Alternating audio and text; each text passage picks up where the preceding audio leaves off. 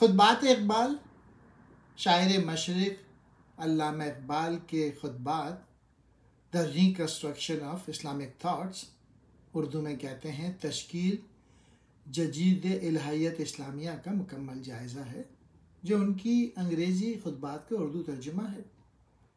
ان خطبات میں علامہ اقبال نے اسلامی افکار کے مختلف موضوعات پر نظر ڈالی ہے، اس لیے اسلامی افکار اور نظریات کی تشکیل جدید کے سلسلے میں ان خطبات کی اہمیت، عظمت اور افادیت بڑھ جاتی ہے۔ بے شک ان خطبات کا پس منظر فلسفیانہ، سیاسی اور مذہبی ہے، لیکن ان کی نوعیت علمی اور فلسفیانہ ہے۔ علامہ ملت کے لوگوں کو حقیقی اسلامی تعلیمات اور اسلاف کے شاندار ماضی سے روشناس کرانا چاہتے تھے۔ علامہ کے خطبات ایک عظیم شاہکار ہیں، جس میں انہوں نے اپنے زمانے کے اہم افکار کو اسلامی حکمت کے حوالے سے اور اسلامی حکمت کے بعض نمایاں مسائل کو مغربی افکار کی روشنی میں پیش کیا ہے۔ اس طرح اقبال کے خطبات اسلامی اور مغربی حکمت کا نچوڑ ہیں۔ ان خطبات کے اہم موضوع فلسفہ، قومیت، وطنیت، عقل و عشق کا موازنہ، نظریہ علم، ابلیس و آدم، سائنس اور مذہب کا تقابلی مطالعہ، کائنات کی حقیقت، غیر اسلامی تصوف کا بیان، مذہب کا تقابلی مطالعہ، اسلامی کلچر کی خصوصیت، فلسفہ خودی وغیرہ ہیں۔ The reconstruction of religious thoughts in Islam, اس میں 7 خطبات کا مجموعہ ہے۔ پہلے 6 خطبات انہوں نے دسمبر 1928 اور جنوری 1929 کے درمیان مسلم ایسوسی ایشن مدارس کی دعوت پہ مدراس، حیدرآباد، دکن اور علی گڑھ میں پڑھے تھے۔ یہ خطبات سب سے پہلے 1930 میں شائع ہوئے تھے۔ ان خطبات کا موضوع اسلامی فلسفے کی جدید سائنسی روشنی میں نئی تشکیل اور ان خطبات کو علامہ کے فلسفے اور فکر میں ایک نمایاں حیثیت حاصل ہے۔ ان 7 خطبات کے نام یہ ہیں: علم اور مذہبی مشاہدہ، مذہبی واردات کے انکشافات کا فلسفیانہ معیار، خدا کا تصور اور دعا کا مفہوم، انسانی خودی، اس کی آزادی اور لافانیت، مسلم ثقافت کی روح، اسلام میں حرکت کا اصول، کیا مذہب کا امکان ہے۔ تو یہ 7 خطبات۔ ان خطبات میں علامہ نے موجودہ زمانے کے فکری مسائل اور فلسفیانہ موضوعات پر اسلامی حکمت کے حوالے سے تنقید بھی کی ہے اور مغرب کے جدید علوم کی روشنی میں حکمت اسلامیہ کے بعض اہم مسائل کی تشریح کرنے کی کوشش بھی کی ہے، اور اپنے یقین کی حد تک علامہ نے کامیاب کوشش کی ہے۔ لیکن ہم جانتے ہیں کہ کسی سوال کا قطعی جواب دینا فلسفے کی حدود سے خارج اور اس کی روح کے منافی ہے۔ البتہ فلسفہ موجود سوالات کو زیادہ قابل فہم انداز میں پیش کرنے کی کوشش ضرور کرتا ہے اور مسائل کی تفہیم میں نئے ربط اور نئی ترتیب کے ذریعے ان کے نئے رخ اور نئی جہت کی تلاش اس کے منصب میں داخل ہے۔ علامہ نے خطبات کے مقدمے میں فلسفے کی حدود اور طریقہ کار کی طرف اشارہ کرتے ہوئے فرمایا کہ فلسفیانہ افکار میں کوئی قطعیت موجود نہیں ہوتی۔ میری پیش کردہ نظریات سے ممکن ہے بہتر اور مناسب نظریات پیش کیے جائیں۔ ہمارا فرض یہ ہے کہ ہم فکر انسانی کی روز افزوں ترقی کا مطالعہ کرتے ہوئے آزادانہ تنقید کا طریقہ کار اختیار کریں۔ علامہ نے ان خطبات کی تیاری میں یہی طریقہ کار اختیار کرتے ہوئے انسانی فکر کا جو سرمایہ ان تک پہنچا، اس کی تنقید کر کے مختلف فلسفیانہ مسائل پہ اپنی رائے کا اظہار کیا اور ایک مرتب نظام فکر پیش کرنے کی کوشش کی ہے۔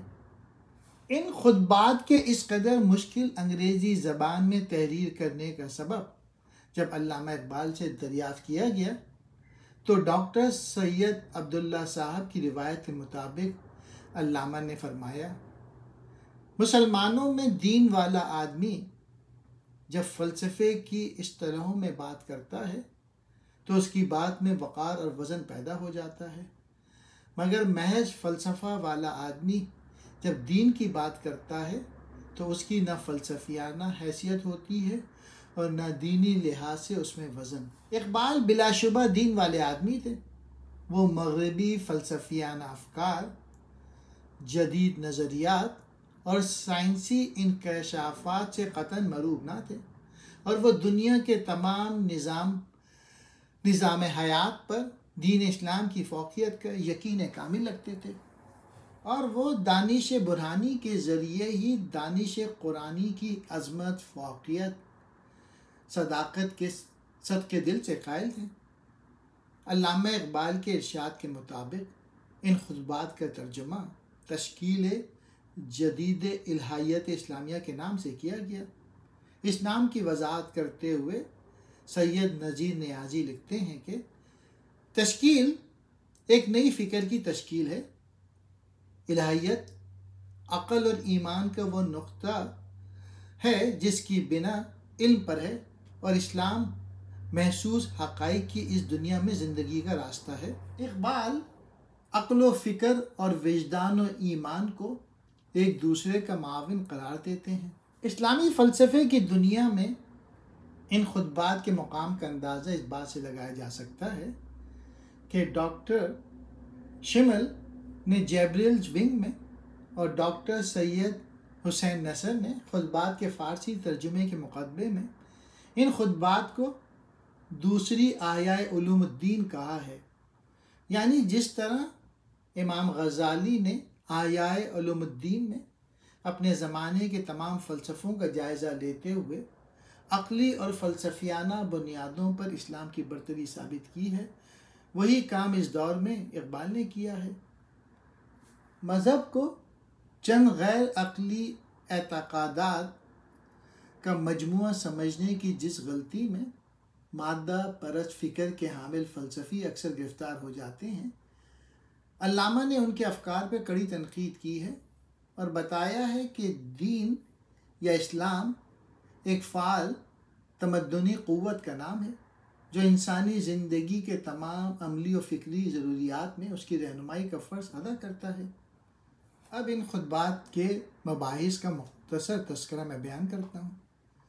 پہلے خطبے علم اور مذہبی مشاہدات میں کائنات کی حقیقت اور کائنات کی تغیر پذیری میں انسان کا منصب، کائنات اور خدا، کائنات اور انسان اور خدا کے باہمی رشتوں کا ذکر کرتے ہوئے اقبال کائنات کے بارے میں فلسفہ اور مذہب کے رویے کا جائزہ لیتے ہیں۔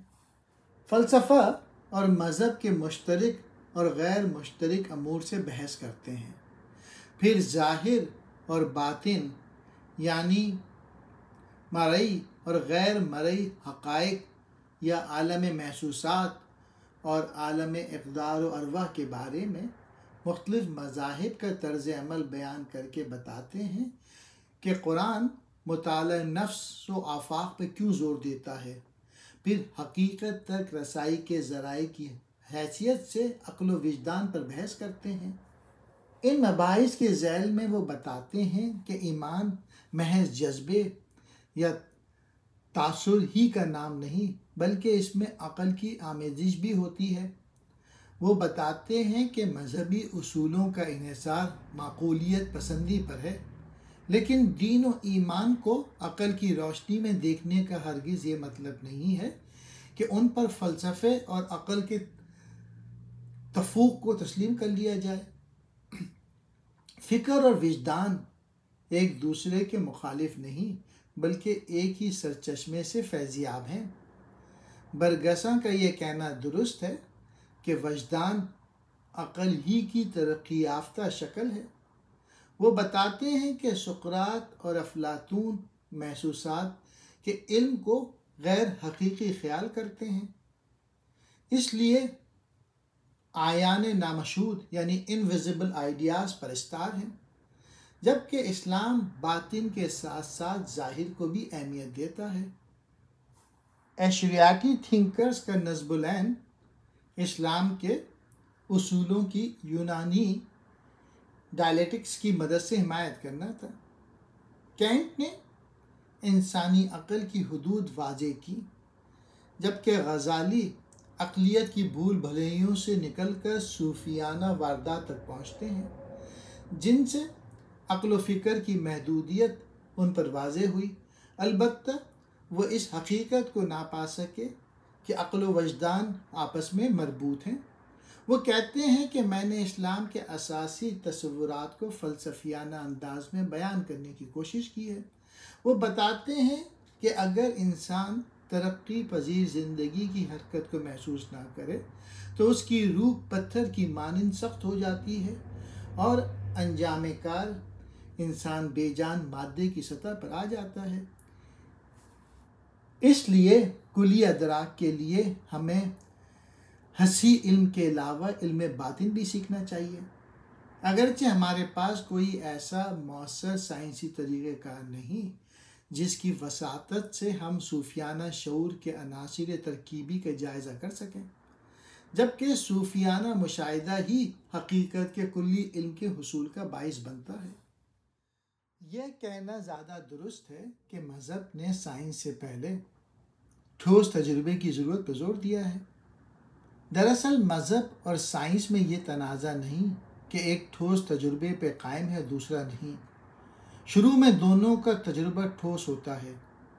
ان دونوں کے مابین تنازع غلط فہمی ہے کہ دونوں ایک ہی تجربے کی تعبیر و تشریح کرتے ہیں، مگر ہم بھول جاتے ہیں کہ مذہب کا مقصد انسانی محسوسات و تجربات کی ایک خاص طرز کی کوہنہ تک رسائی حاصل کرنا ہے۔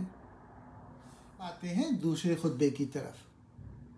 دوسرے خطبے کا عنوان مذہبی مشاہدات کا فلسفیانہ معیار ہے۔ اس میں انہوں نے ہستی کے 3 مدارج یعنی مادہ، حیات اور شعور پر مفصل بحث کی ہے۔ مادیت کی بحث میں انہوں نے نیوٹن، زینو، ابن حزم، برٹن رسل، برگسا، آئنسٹائن کے تصورات زمان و مکان کا ذکر کیا ہے، اور پھر قرآنی تصور زمان و مکان کا موازنہ ارسطو، آئنسٹائن اور میکٹیگرٹ کے نظریات سے کیا ہے۔ خدا کے وجود کے بارے میں کائناتی استدلال، غائتی استدلال اور وجودی استدلال کا جائزہ لیا ہے اور بتایا ہے کہ ہستی مطلق کے یہ تینوں ثبوت لائق تنقید ہیں۔ صرف قرآن حکیم ظاہر و باطن کی خلیج کو پاٹ کر اور وجود کو ڈیولزم کو ختم کر کے اس حقیقت کاملہ کی طرف اشارہ کرتا ہے جو بیک وقت ظاہر بھی ہے، باطن بھی ہے، اول بھی ہے، آخر بھی۔ مادے کے قدیم نظریے یعنی زمان و مکان میں اس کے مستقل بلذت ہونے کو آئنسٹائن نے باطل ٹھہرا دیا۔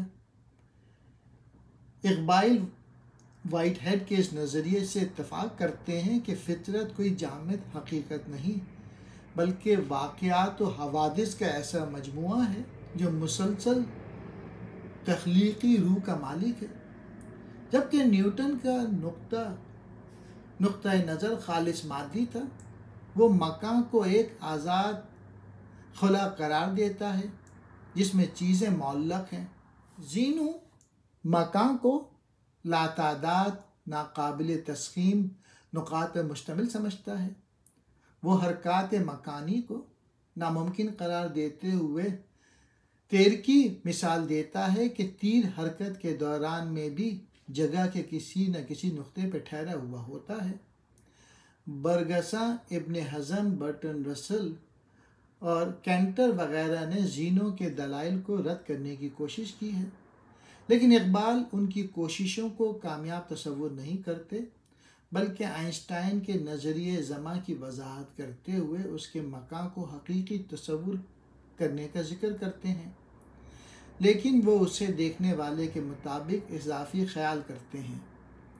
ان پیچیدہ بحثوں کے بعد وہ شعور کی تعریف کرتے ہیں اور بتاتے ہیں کہ شعور کا کام ایک ایسا نقطہ نوری مہیا کرنا ہے جو زندگی کے آگے بڑھنے والی حرکت کو منور کر سکے۔ شعور زندگی کے روحانی تنوع کا نام ہے۔ یہ مادہ نہیں بلکہ ایک تنظیمی اصول اور طریق عمل ہے۔ وہ بتاتے ہیں کہ سائنس حقیقت متعلقہ کے جزئی ادراک میں سر کھپاتی ہے، جبکہ مذہب کلی حقیقت کا مطالبہ کرنے کا حوصلہ رکھتا ہے۔ زمان و مکان کی ان نہایت مشکل بحثوں میں وہ بتاتے ہیں کہ شعوری زندگی حیات فی زمان ہے اور مکانی زمان میں بسر ہونے والی زندگی غیر حقیقی زندگی ہے۔ وہ بتاتے ہیں کہ فطرت کا علم دراصل خدا کے طریق عمل کا علم ہے۔ وہ مسئلہ زمان و مکان پر مفصل بحث کرتے ہوئے آخر میں کہتے ہیں کہ وقت کے راز سربستہ کو حل کرنا کوئی آسان بات نہیں۔ خطبے کے اختتام پر وہ فلسفے کو پستی سے نکالنے کے لیے ذکر اور قرب الہی کی ضرورت بیان کرتے ہیں، جسے مذہب کی اصطلاح میں دعا کہا جاتا ہے۔ وہ فکر و ذکر کے امتزاج پر زور دیتے ہیں۔ تیسرے خطبے ذات الہیہ کا تصور اور حقیقت دعا میں وہ فرد کی تعریف اور عنائے مطلق کی صفات پر بحث کرتے ہوئے سورہ اخلاص اور سورہ نور کا حوالہ دیتے ہوئے نور ایزدی کی مطلقیت کا ذکر کرتے ہیں اور کہتے ہیں کہ ارادہ تکوین اور فعل افرینش ایک ہی ہیں۔ اس طرح وہ ثابت کرتے ہیں کہ کائنات کی اصل روحانی ہے۔ پھر زمان و مکان کے بارے میں وہ جلال الدین دوانی، برگساں اور پروفیسر رائس وغیرہ کے تصورات کا جائزہ لیتے ہوئے بتاتے ہیں کہ زمان ایزدی زمان متسلسل سے بہتر ہے۔ وہ بتاتے ہیں کہ مذہبی واردات عقلی معیار پہ پوری اترتی ہے۔ اس واردات کی اساس ایک تخلیقی مشیت ہے جسے عنائے مطلق کہا جا سکتا ہے، اور قرآن اس عنائے مطلق کی انفرادیت ظاہر کرنے کے لیے اسے اللہ کا خاص نام دیتا ہے۔ چونکہ انسانوں کے لیے توالد و تناسل ضروری ہے، اس لیے وہ افراد کامل نہیں بن سکتے۔ فرد کامل صرف خدا ہی ہے۔ پھر وہ بتاتے ہیں کہ زمان و مکان عنائے مطلق کی تخلیقی سرگرمی کی فکری تعبیرات میں، اور ہم عنائے مطلق کے امکانات کو اپنے ریاضتی زمان و مکان کی شکل میں جزوی طور پہ محسوس کر سکتے ہیں۔ خدا کے لیے کائنات کوئی ایسا واقعہ نہیں جو ما قبل اور ما بعد پہ مشتمل ہو، یعنی ارادہ تخلیق اور فعل تخلیق دو مختلف چیزیں نہیں۔ وہ اشاعرہ کے اس خیال کا جائزہ لیتے ہیں کہ لاتعداد جواہر مل کر مکان کی وسعت اور تخلیق کا باعث بنتے ہیں، اور جوہری اعمال کے مجموعے کا نام شے ہے۔ مکان میں سے جوہر کے گزر کو حرکت کہا جاتا ہے۔ وہ بتاتے ہیں کہ اشاعرہ ابتدا اور انتہا کے درمیان واقع ہونے والا نقاط میں سے کسی چیز کے مرور کو اچھی طرح واضح نہیں کر سکتا۔ وہ بتاتے ہیں کہ جوہر صفت حیات کے حصول کے بعد مکانی نظر آتا ہے۔ اس کی ماہیت روحانی ہے۔ نفس عمل خالص ہے، لیکن جسم ایک دیدنی اور پیمائش پذیر عمل ہے۔ زمان الہی مرور، تغیر، تواتر اور تقسیم پذیری سے آری ہے۔ اس ساری بحث کے آخر میں وہ اعتراف کرتے ہیں کہ جہاں تک وقت کی ماہیت اور اصلیت کا تعلق ہے، میں کوئی قطعی اور درست بات دریافت نہیں کر سکا۔ پھر وہ خیر و شر کا ذکر کرتے ہیں اور بتاتے ہیں کہ وہ ہستی جس کی حرکات و سکنات مکمل طور پہ مشین کی طرح ہوں، نیکی کا کام نہیں کر سکتی۔ نیکی کے لیے آزادی شرط ہے۔ خدا نے انسانی خودی کو آزادی عمل کی نعمت سے سرفراز کیا ہے۔ اس کے بعد وہ دعا کی وضاحت کرتے ہیں اور کہتے ہیں کہ خارجی دنیا سے بیزار ہو کر باطن میں پناہ لیتے ہوئے ہستی مطلق کا قرب حاصل کرنا دعا ہے۔ دعا کی بدولت ہماری شخصیت کا چھوٹا سا جزیرہ ایک دم بحر بے کنار بن جاتا ہے۔ تلاش حقیقت میں فلسفہ بہت سست رفتار ہے، جبکہ دعا برق خرام ہے۔ چوتھے خطبے میں خودی جبر و قدر حیات بعد الموت میں علامہ خودی کی بحث کرتے ہیں اور انسان کی عظمت کا ذکر کرتے ہوئے کہتے ہیں کہ قرآن کے مطالعے سے 3 باتیں بالکل واضح دکھائی دیتی ہیں۔ پہلے یہ کہ انسانی خدائی برگزیدہ مخلوق ہے، دوسری یہ کہ انسان اپنی تمام کوتاہیوں کے باوجود زمین پہ خدا کا نائب ہے، تیسری اور اہم ترین بات یہ ہے کہ انسان آزاد شخصیت کا امی ہے جسے اس نے خطر مول لے کے قبول کیا تھا۔ اس خطبے میں وہ ماضی سے رشتہ منقطع کیے بغیر اسلامی تعلیمات کو جدید علوم کی روشنی میں بیان کرنے کی ضرورت پر زور دیتے ہیں اور پھر خودی کی وضاحت کی طرف آ جاتے ہیں۔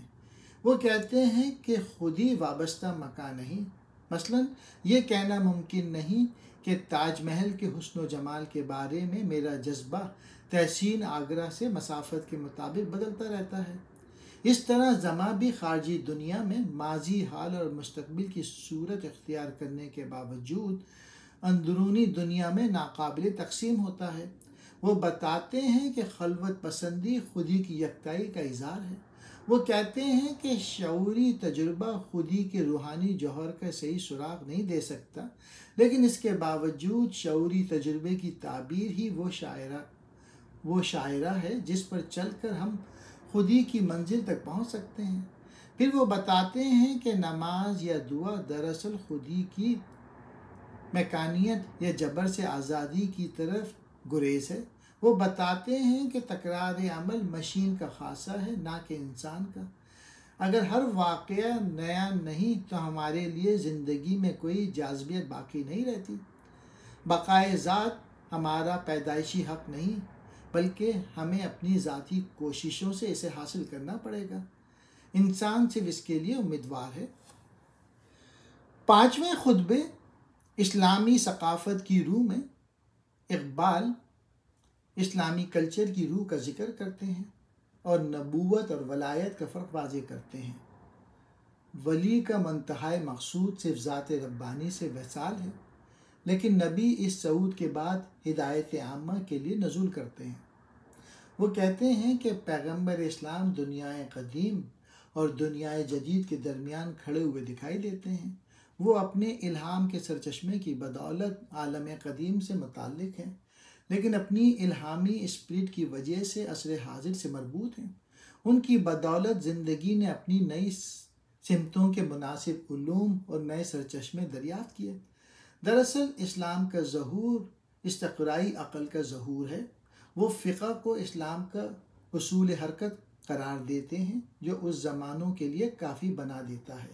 وہ بتاتے ہیں کہ قرآن کی روح سے حصول علم کے 3 ذرائع ہیں: باطنی مشاہدہ، مطالعہ فطرت اور تاریخ۔ وہ بتاتے ہیں کہ جس ثقافت کا نقطہ نظر یہ ہو، زمان و مکان اس کے لیے زندگی اور موت کا مسئلہ بن جاتا ہے۔ وہ کہتے ہیں کہ ابن خلدون نے سب سے پہلے اسلام کی ثقافتی تحریک کی روح کو شدت کے ساتھ محسوس کر کے اسے منظم طور پہ بیان کیا ہے۔ 6واں خطبہ الاجتہاد فی اسلام میں اقبال اسلام کے اصول حرکت یعنی فقہ کا تفصیلی ذکر کرتے ہیں اور بتاتے ہیں کہ ملت اسلامیہ ہی کو قیادت عالم سزاوار ہے۔ اسلام اپنے حرکی نظریہ حیات اور تصور توحید کی وجہ سے تمام زمانوں کو محیط اور بنی نوع انسان کی وحدت کا ذمہ دار ٹھہرتا ہے۔ اس لیے اسلام ہی کسی قوم کو قیادت اقوام کا اہل بناتا ہے۔ وہ فقہی جمود کا جائزہ لیتے ہیں اور اس کے اسباب میں عقل پرستی کی تحریکوں، راہبانہ تصوف اور سیاسی انتشار کا ذکر کرتے ہیں۔ وہ بتاتے ہیں کہ دین اور سیاست 2 مختلف حقیقتیں نہیں بلکہ اسلام کی واحد حقیقت کے شنوون ہیں۔ وہ عقیدہ توحید کو بنی نوع انسان کی وحدت کا ذریعہ قرار دیتے ہیں، جو مصنوعی امتیازات، رنگ و نسل وغیرہ کو مٹا کر ساری انسانیت کو ملت واحدہ بنا سکتا ہے۔ پھر وہ قرآن، حدیث، اجماع اور قیاس یعنی ادلہ شرعیہ پہ بحث کرتے ہیں، جن کی وجہ سے اسلام کا ہر زمانے اور کل انسانیت کے لیے منبع ہدایت ہونا ممکن ہے۔ 7ویں اور آخری خطبے کیا مذہب کا امکان ہے میں علامہ مشرق و مغرب کی اقوام کی ذبح حالی کا تذکرہ کرتے ہوئے مذہب کو اس تمام تشتت و افتراق سے نکالنے کا واحد ذریعہ قرار دیتے ہیں، اور خودی کا نصب العین واضح کرتے ہوئے خودی کی حامل جماعت کا نائب حق ہونا ظاہر کرتے ہیں، اور فرسودہ تصوف اور لادین اشتراکیت و قومیت کی بے سوادی اور ناکامی کا ذکر کرتے ہیں۔ وہ خودی کا مقصد اثبات ذات قرار دیتے ہیں، اور نائب حق جماعت کا فریضہ اور زمانی نصب العین یہ بتاتے ہیں کہ وہ خدا کی وحدانیت و حاکمیت کی ترجمانی کرتی رہے۔ یہ میں نے پروفیسر عابد صدیقی کے لیکچر سے پڑھا ہے، تو سارا کریڈٹ ان کو جاتا ہے، جو بھی غلطی کی ہے وہ میری ہے۔